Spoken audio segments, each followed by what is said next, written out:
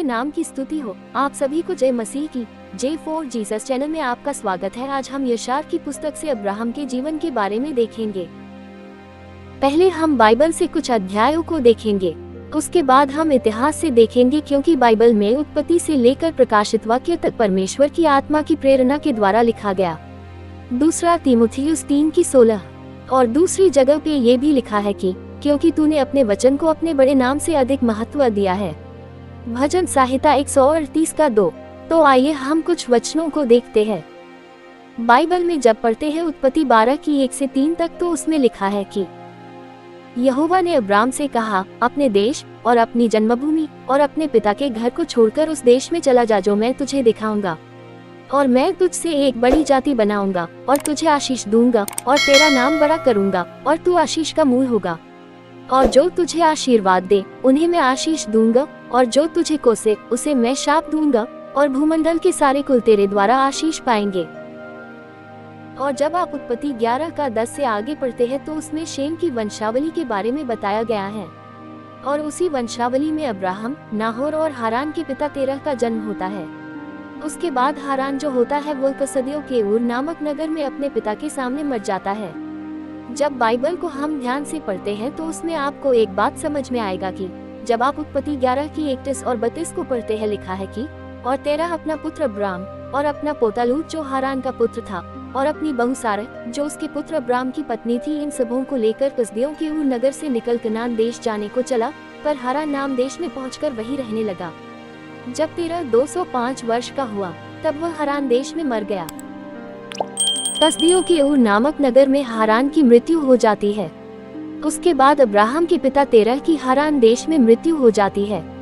लेकिन हम समझ सकते हैं जहाँ नाहोर रहता होगा उसने नगर को अपने नाम पे रखा होगा, और वह नगर मेसोपोटामिया में था, जैसा लिखा भी है उत्पत्ति 24:10 में। और अब्राहम ने कहा था कि मेरे बेटे के लिए मेरे देश मेरे कुटुंबियों के पास जाकर इसहाक के लिए पत्नी ले आना।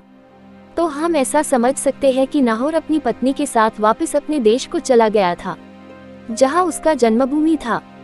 और जब आप नाहोर की वंशज को पढ़ते हैं तो उसमें लिखा है कि बतूएल ने रिबका को उत्पन्न किया। उत्पत्ति 22:23 में देख सकते हैं। इसहाक की पत्नी का नाम रिबका था।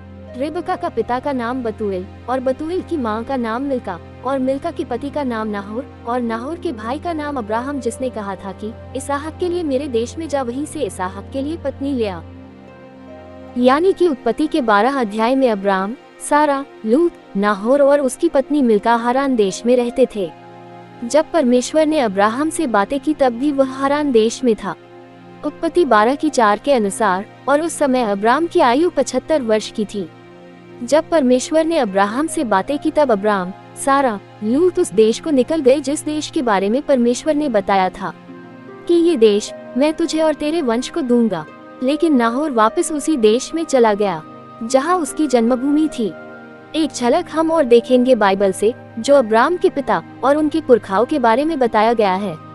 जब यहोशू शकेम में सबको इकट्ठा किया तब यहोशू ने उन सब लोगों से कहा, इस्राएल का परमेश्वर यहोवा इस प्रकार कहता है कि प्राचीन काल में इब्राहिम और नाहोर का पिता तेरह आदि तुम्हारे पुरखा परात महान के उस पार रहते हुए दूसरे देवताओं की उपासना करते थे। यहोशू 24:2। यानी कि अब्राम का पिता और उनके पुरखा दूसरे देवताओं की उपासना करते थे।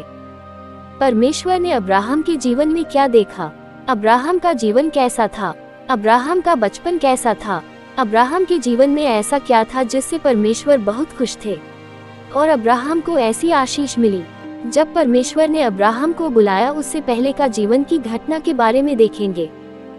हे मेरे भाई और बहनों, यदि आप उत्तेजित हैं अब्राहम के जीवन के बारे में जानने के लिए तो आपको आगे की एपिसोड 1 में मिल जाएगा, क्योंकि ये कहानी बहुत लंबी है। इस वीडियो को हम एक एक भाग करके देखेंगे।